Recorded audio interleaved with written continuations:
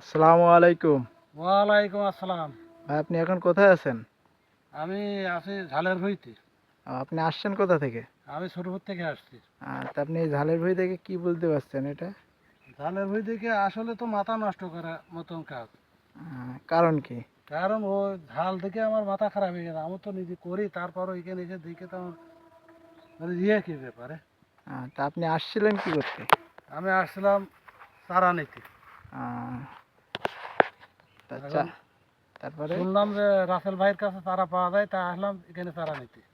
আহ, তা এই যে চারা নিতে এসে যে আপনি এই যে দেখলেন এই যে মরিচটা দেখে আপনার কি মনে হচ্ছে এখান থেকে কত মন মরিচ উঠতে পারে এখন? আসলে তো তো যে মরিচ রয়েছে তাই তো এখন কি কের বলবো, তো বলার